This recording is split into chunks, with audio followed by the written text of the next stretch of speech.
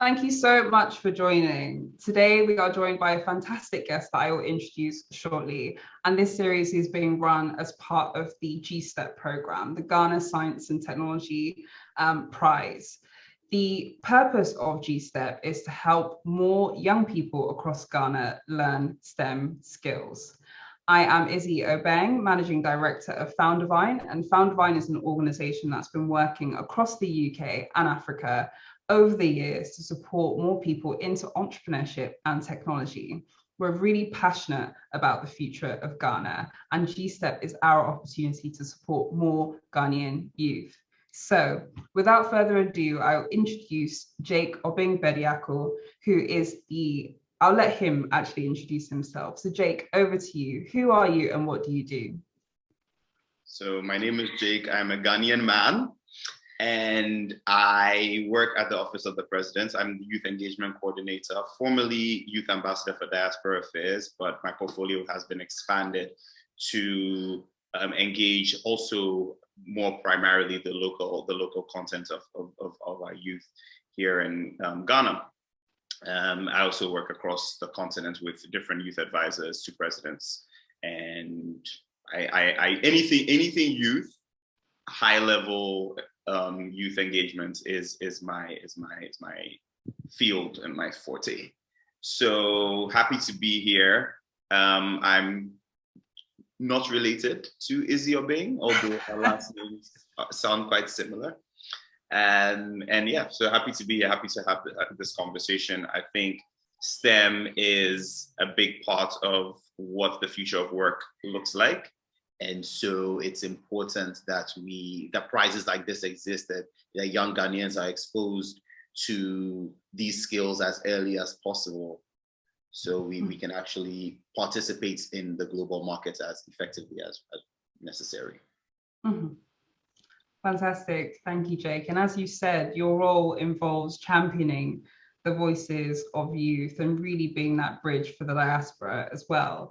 And so it'd be great to hear from you. Why is youth engagement and the growth of these skills in young people so important to the government's agenda and to yourself?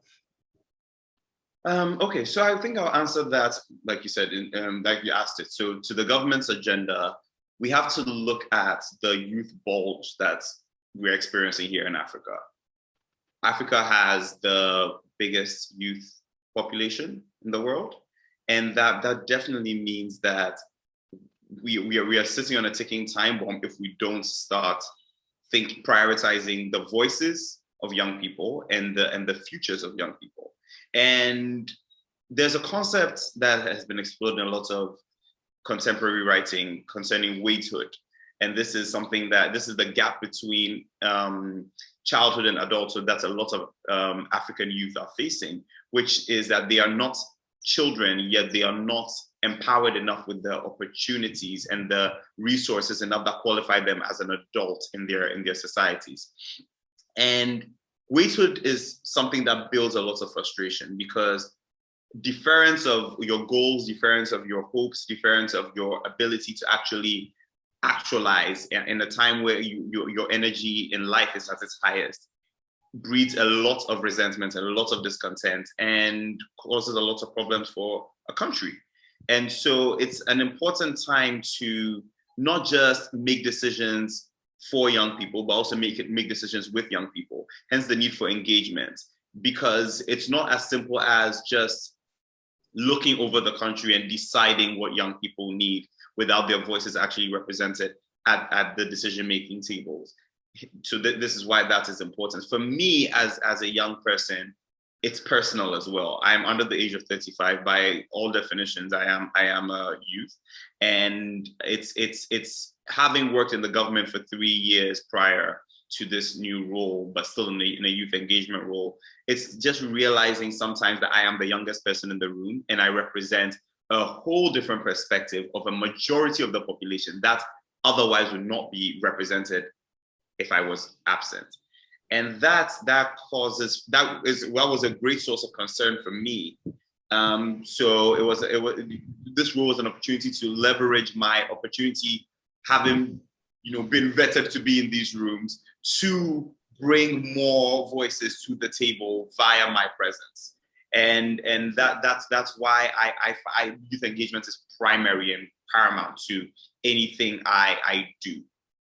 The priority is young people, and the priority is especially young women, because the aim of everything is not just so that young people are leading the affairs of our countries, but also that we are achieving gender parity in the process. Thank you for sharing that. And I completely hear what you mean about the importance of young people having a seat at the table and decisions being made with them.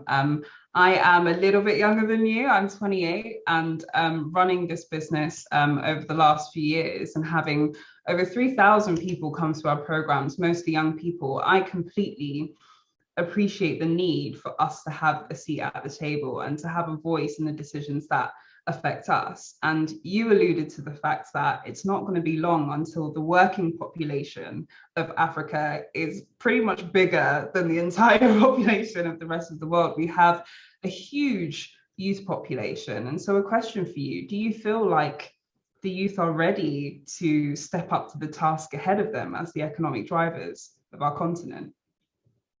100%. I think we see it in the discontent even that is expressed by young people. Young people are not passive because we see some of the things that happen, and we know we are capable of doing same or doing better.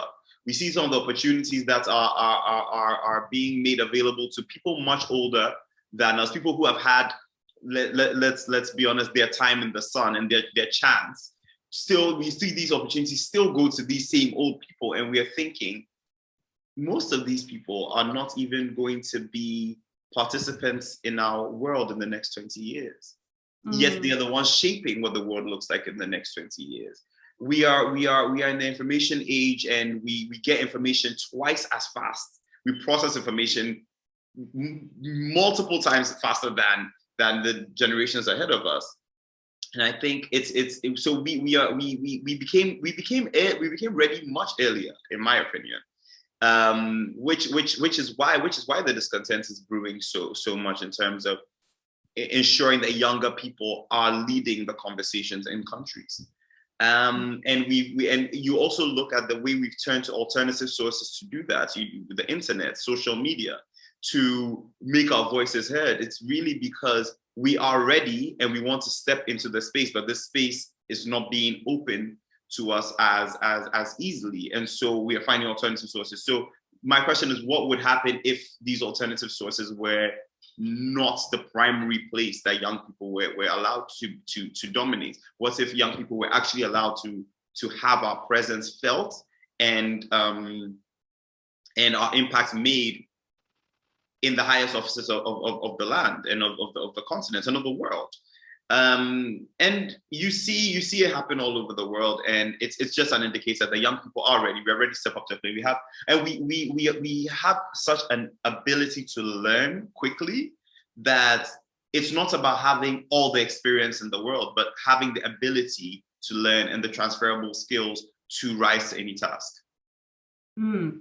I completely agree with you. And you made a really good point about young people who may not be let into these rooms, some of us pushing against those doors and saying, I am here, and getting into sectors, new growing sectors that, we have so much access to because of the growth in technology over the years. So it'd be great to hear from you. What are the alternative spaces and the sectors that you see more young people moving into and that you see a lot of opportunity for us to grow in as well? Tech. Yes, tech.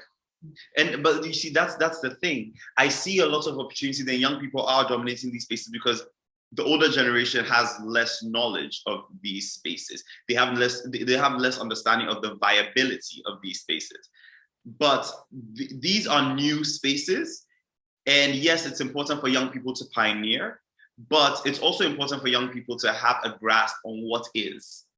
And that's why, for me, it's important that we are innovating, but we are also handing over tools for dealing with the present. Because young people have to create for the present as well as for the future.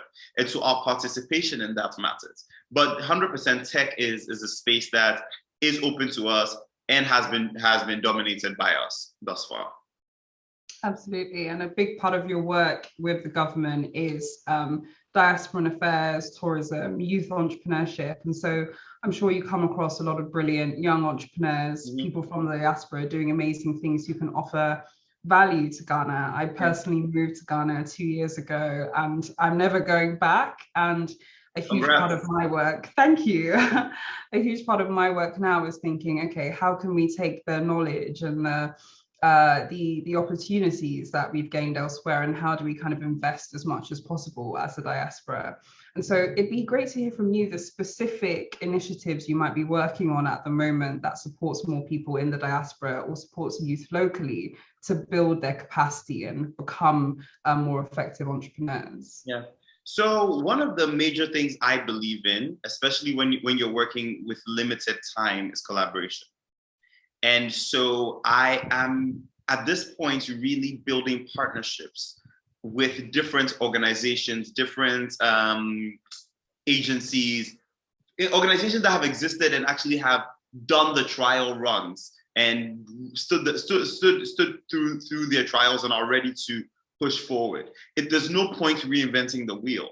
It's very important that we look at work that has already been done and we empower that to be done. Because I also believe everyone occupies a space that they are passionate about, especially as young people. We millennials and Gen Zers even more so have not gone down, have hardly gone. Let me say hardly, because some of us have, but have some people, most of us have hardly gone down paths we're not passionate about. And so what that means is you're actually going to get people who have the resolve and have developed the skills to go into whatever space they're in. So for me, as sitting in the presidency, working with the government, my job is not to necessarily reinvent what people have already been doing, but my job is really to identify these people and collaborate with them in a way that becomes doubly empowering to them to be able to continue to do the work that they do. There are certain aspects to that I handle, that some initiatives I am putting across. One of them is Youth at the Table. And Youth at the Table is an initiative to ensure that young people's voices throughout the country are heard. So the way it's intended to run is as a universities tour, which is going to target all the public-owned universities to get a cross-section of Ghanaian youth society to weigh in at a table, a literal table that we're building everywhere we go, to say, all right, let's workshop this country. Let's workshop the things that are happening. Let's do all of that and let's compile it into a document which we can then submit to the president and also to the various agencies that work on youth engagement, so they know what young people are thinking and saying as they move forward with their policy development. So that's something I'm working on. But there's so many other organizations that I support, different interest groups that I support. Foundervine, for example, with the work that you all are doing, that's something that I now, because of the knowledge I have on that, would not necessarily need to set up a Foundervine at the presidency, because we have that up and running through the likes of yourself. So it's very important that we all run in our lanes and we collaborate as much as possible. That's something that, as young people, I'm seeing change also in our society. Our parents' generation, the generation before that, were not big collaborators, just because they didn't see, they felt the need to keep things to private, keep things to their chest, not put their business out there in that kind of way, because of certain traumas that they have faced. But thankfully, we are shifting as a society and as a demographic. When I say demographic, I mean young people, to a world in which we realize that actually, if everyone does what they are good at, we will actually do more quicker, and everyone will succeed. And so for me, It's all these various organizations I work with and work through to ensure that their ends are being met, and inadvertently my objectives are being met. I hear you.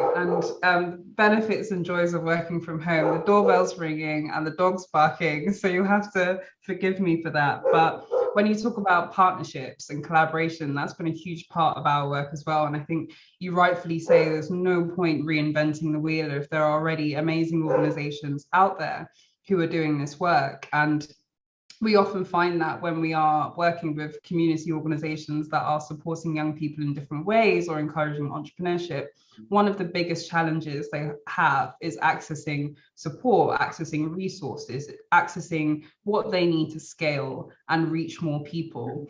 So it'd be great to hear the ideas that you see out there in terms of facilitating more effective collaboration. How can we bring more people together and share resources and engage the private sector more effectively in terms of using their resources? So one of the things I always advise young people to do is leverage the internet. So if I'm giving a young entrepreneur advice, my advice would be you utilize your platforms. Utilize your LinkedIn, your Twitter, your Instagram. Reach out to people who you have synergies with. There's so many instances in which the government facilitates that through conferences, different sector-specific conferences. Like when I was in Diasporan Affairs, we had 2 homecoming summits, which brought different diaspora interest groups together. Entrepreneurs which, were able to share the platform and talk about their wares and what they're doing and the work that they're embarking on, so as to attract collaboration, to attract partnership. I have an example of Einstein in Tim and Arnold Safokantanka, who have then partnered to bring us the Ghana Tech Summit, which has been happening, and that they met actually at one of the Diaspora Affairs events, and they hit stuff. So attend these events as well. That's a way to go about it. But you're having a whole conversation, but we are sitting in different places because of the internet. And I keep telling young people that the internet is you can use it for everything: lifestyle, fun, business, everything. And so it's really about being your whole self on there, or whichever self you want to portray, and attracting the kind of partnerships that you would need to do that. Does that answer the question? It absolutely does answer the question. It's great you bring up Einstein and Arnold, both fantastic individuals who have taken the opportunity to bring people together in different ways. And I think a lot about the diaspora and the importance of our engagement here. And one thing you said around, again, having a seat at the table and going around and hosting these conversations in universities made me think about how Ghanaian youth and how we as young people see ourselves as leaders. The GSTEP program, as part of it, we've launched this GSTEP Young Ambassadors program. We have 20 young people in Kumasi and in Accra who will be guiding our work and essentially being our advisory board as we run this program across Ghana. And you, in your own right, have been in a leadership capacity for a very long time now, supporting young people, advising, being a voice for other young people on the ground who don't often have the opportunity to speak to power. And so what are your own views around the importance of leadership? Why is being a leader important to you? And how do you encourage other people to take those leadership opportunities? So so one thing it is that when I encounter an opportunity, all I'm thinking about is, all right, this is an opportunity to do something. Leadership is not something that you go out and pursue. It's something that you embody. So in whatever space that you find yourself in, you can step up and be you can step up and be a leader.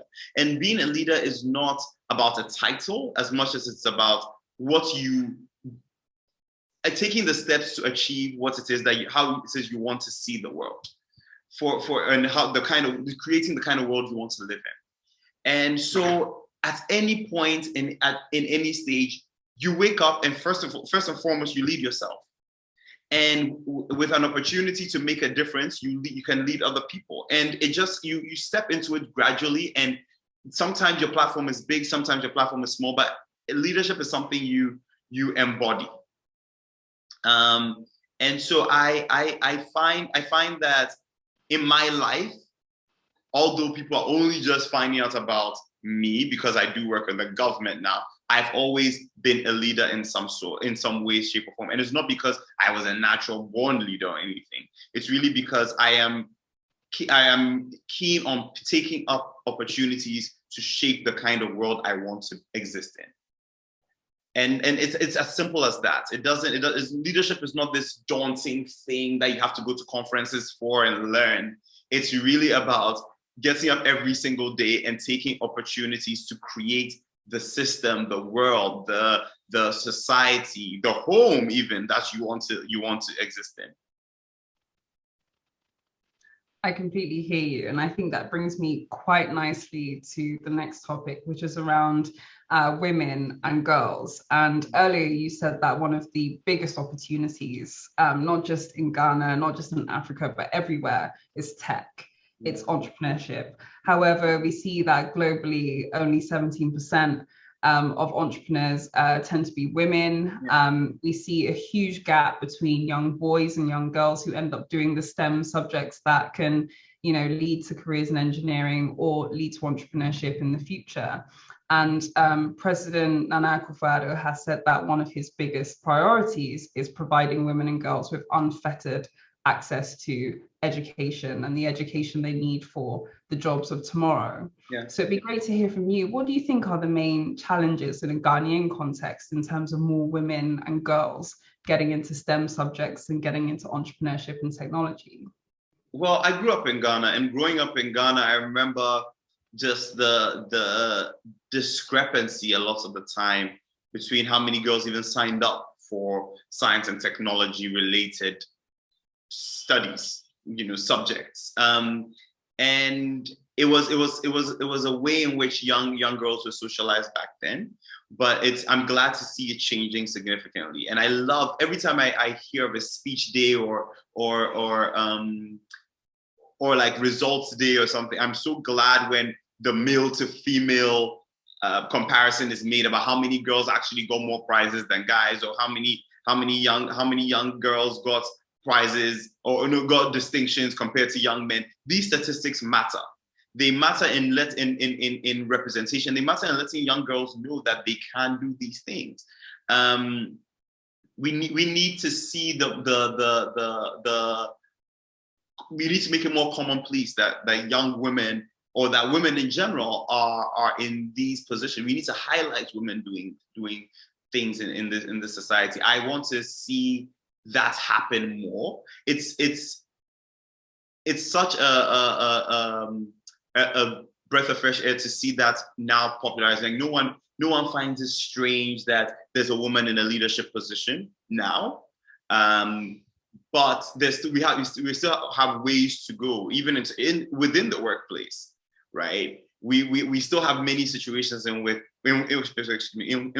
women are deputies to men, or women are and sometimes with the same experience level, with the same qualifications, but they just put the man there because of the optics. I haven't chosen that before, but it's something I've noticed quite keenly. And I make this joke that in when you leave the diaspora to come to Ghana, you replace one problem sometimes with another, and so you replace the racism problem. As a young person, you replace the racism problem with an ageism problem. But when you're a young woman, you replace it with two problems. So you come into our context inheriting two major problems. And I think it's important that as a society and as allies to women in power, we really go out of our way to ensure that we are supporting our women in high positions to excel, and we are amplifying these women so that the younger generation can look up to these women and see themselves.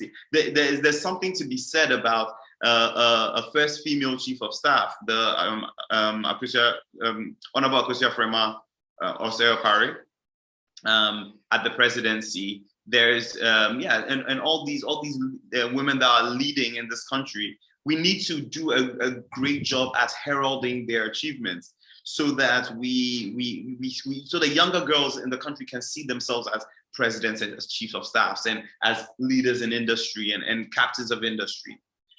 But we are on the right track. We definitely are on the right track. And I think in Ghana, we've made a lot of progress in that area. I hear you. And it's interesting you picked up on the brain drain and the brain gain and people coming back and kind of adding value in different ways. And the Ghanaian government recently launched the policy initiative, the National Entrepreneurship and Innovation Program. And there's been a lot of support that's been poured into small businesses. So some of the stats, 45,000 entrepreneurs trained, 9,000 businesses funded, 92,000 jobs created. So there's highly skilled and educated people who tend to leave for more developed economies when they have the opportunity to. So what types of policies do we need to combat these businesses and entrepreneurs migrating to other places or other opportunities in the West, for example? Yeah, we need to combat ageism. We need to ensure that we look at young people on their merits when they apply for jobs and not say, oh, wait your turn. Those are the things that are off-putting. We need to pay young people livable wages and not pay them on the basis of their marriage status or their age, right? Someone who has achieved certain skills, who has invested their time into gaining certain skills and abilities to work, should be paid what their older counterpart is being paid, because that is actually the value, right? Those are the things that will keep young people in this country, creating opportunities and popularizing these opportunities. Otherwise, we will look elsewhere, and that's the issue. But also, we need to support young people's ideas, and that's where things like the National Entrepreneurship and Innovation Program come in, because that is the government saying, okay, young people have all these ideas to create the kind of country that they want to live in. Let's give them the seed capital, which costs us a significant amount, but at the same time is a reinvestment into our people and into our economy and into our resources. And so it's there that I think the power really lies, because the future of work is heavily entrepreneurial and heavily tech-based. And these are things that young people with the zeal, with the appetite for risk, and with the ability to start and restart and to pivot can really hone in on what's available. So I think it's really a huge opportunity to look at what is the case and look at the facts and build on it. We don't have, if you look at the statistics, the 45,000 young people trained, 45,000 entrepreneurs trained, I can guarantee that over 80% of them are young people. That goes to show that entrepreneurship and youth is basically one and the same. So for me, it's programs like that that will actually help us leverage on our youth potential. Absolutely, I agree with you. I mean, shout out to the older entrepreneurs who are doing their thing and really going for it. But you're absolutely right. With the level of innovation that's needed, we need to be equipping young entrepreneurs with great ideas, with the tools that they need, and not making them feel so disenfranchised that they're looking for opportunities outside. And the program is one opportunity to do that. So it brings us quite neatly to the end of this interview and the theme of mentorship and giving back. As you know, we are looking for entrepreneurs, investors, and industry professionals across Ghana to be mentors on the GSTEP program and support us in our mission of upskilling and equipping these 20,000 young people we've targeted across Ghana. And so I want to give you the opportunity to share why more people should put themselves forward as mentors, and maybe even pledge to being a mentor yourself as well on the program. I love when people put me on the spot. So I think you gain a lot from mentoring people, after you. The power of that is actually, for me, I find it very valuable that people I know, people around me, people younger than me, do not make the same mistakes I made. It's very important that we do that, because it benefits us in the long term that the same mistakes are not being repeated. But also, I mean, that's on a like looking at the negative side and trying to avoid that. But on a positive note, there's so much you also stand to learn as a mentor from being around young, innovative people who are engaging with the zeitgeist at the moment. Sometimes as an entrepreneur, as an older entrepreneur, you catch a wave and you're riding it. But it's important to know what wave is coming. And that's something that's entrepreneurship, mentorship, right? Helps do in the entrepreneurial space, because then okay, these are the things that come. These are the trends. These are these are what young people are doing now. This is what young people are your potential clients. They are your potential customer base, because like we touched on in the beginning, that the country and the continent is highly youthful. So it's important it helps you as the mentor be in the know about what is happening in the society, and it also helps the young people gain the knowledge that you have, so that they can actually innovate faster, more efficiently, and as a country and as a community, as a society, and as a continent, we are actually speeding faster ahead than we would. Brilliant, thank you. I completely agree on the need for more of us to support each other. That whole idea of enlightened self-interest, if I help you, I am helping myself. And I think more of us who have done what we needed to do and who have had help in order to achieve what we've achieved should give back as much as possible. So thank you so much for sharing that. And we really do hope more entrepreneurs, not just in Ghana, but across the world, because like you said, technology means that everyone is accessible, give their time and give their expertise supporting more young people on GSTEP. To find out more about the Ghana Science Technology Explorer Prize, please do check out the Foundervine website, and please check out the GSTEP website. Thank you so much, Jake, for joining us today, and we really look forward to seeing you engage more on the program as well. So thank you. Thanks.